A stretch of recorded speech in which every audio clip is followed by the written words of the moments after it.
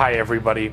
The response that we got to Dude, I Love or Hate My Ride at home has been incredible, so thank you so much. It's been seriously fun pouring through all of these super cool trucks and Jeeps and off-road vehicles and coming up with these videos for you guys. But in today's video, and I hope this is the first of many, we are going to feature some power sports machines.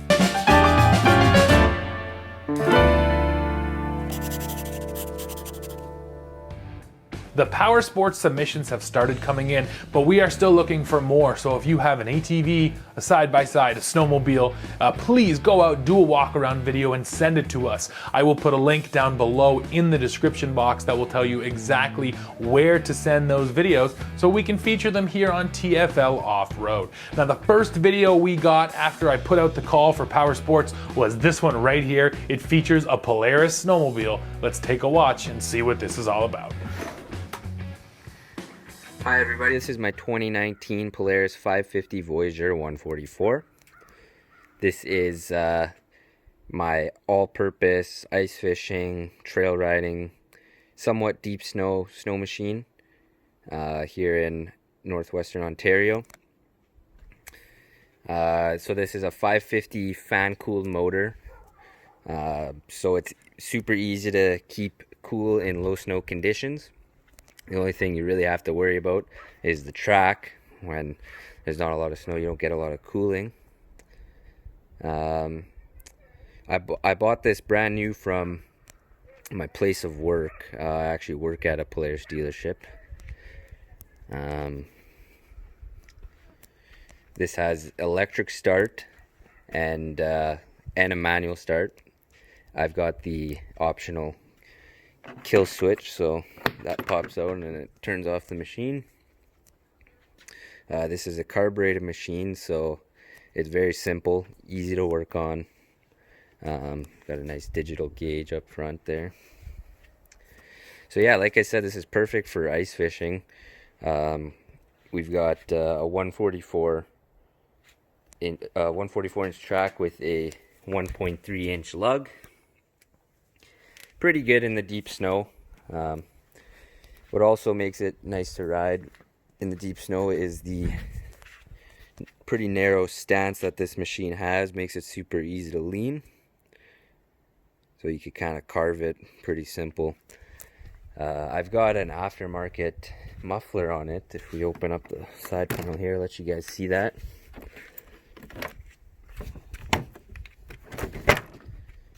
There we go. Nice little exhaust can. So it's kind of dirty. I haven't cleaned it up. But yeah, so that just makes it sound a bit better. Very nice. It's mid windshield, keep you fairly warm. And it's got this nice storage rack here. I actually have a bag that drops in. It's about a 70-liter bag. I put all my ice fishing stuff in there. And Polaris has a this is the tow bumper that comes standard on the Voyager. So there's actually a little hitch that goes in this receiver here, and there's 3 different styles, just depends on what trailer you have. So yeah, this is like I said, this was my 2019 Polaris Voyager. Have yourself a great day. Well, thank you for submitting that Voyager. That sled looks really fun because it has that blend of, utility and then riding performance. If you want to load up the back end with all your gear, hitch something up, you can definitely do that. But it looks like if you hit the trail just for a fun day, you're going to have fun as well. Great sled. Thanks for submitting it. On to our next power sports machine. And of course, you can't really call this one a side-by-side because this is a single-seater. Our friend Wayne from Colorado submitted his Polaris RZR RS1. Now this RS1 has actually been on the channel before. We met up with Wayne in person back when we could still do that, and we took his RS1 for a rip out on the track. Now he's submitted a walk around video updating us on how his RS1 is doing and talking about whether or not it's been reliable. So let's watch and see what experience Wayne has had. Hello, TFL Off-Road. I'm here in my backyard and you might recognize this machine.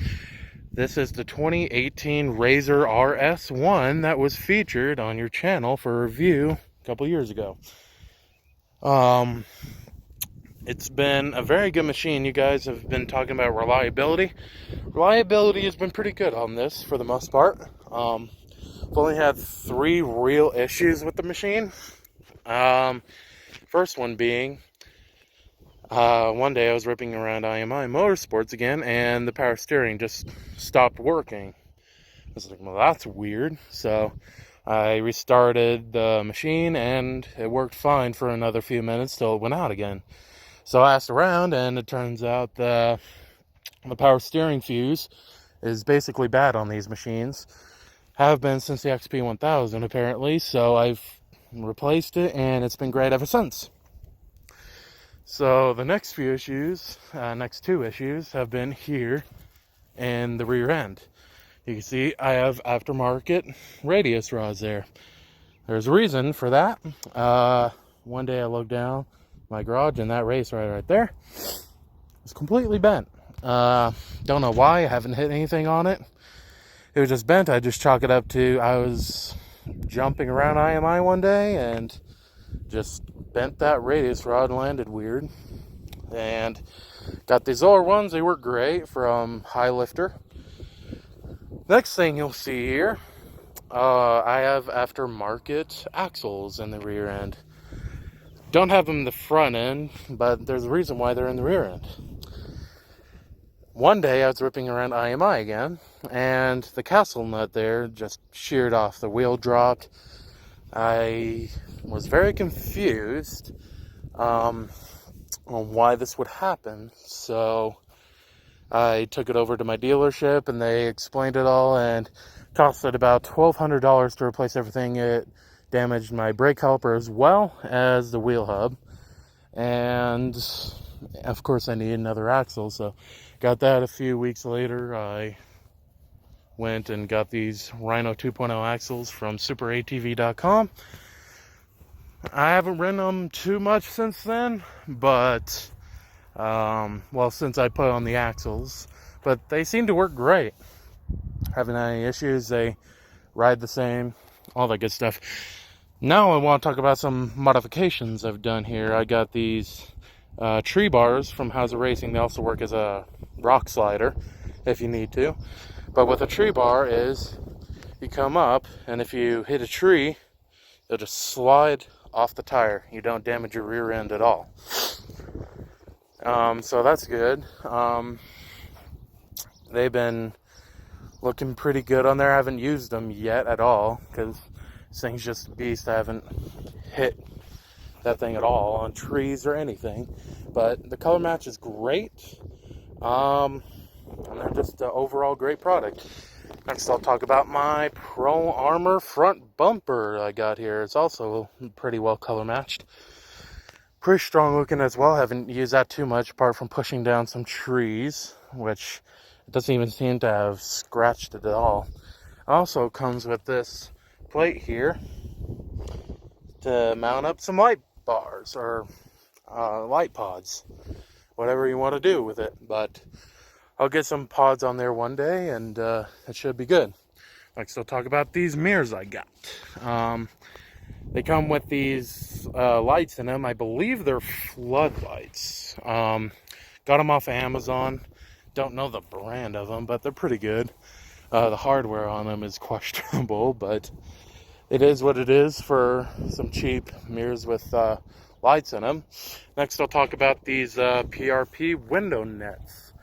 I got them from PRP obviously, and basically just helps me not break my arms if I ever roll this thing. Have not had to use them yet, thankfully, but if I have to, it should be good.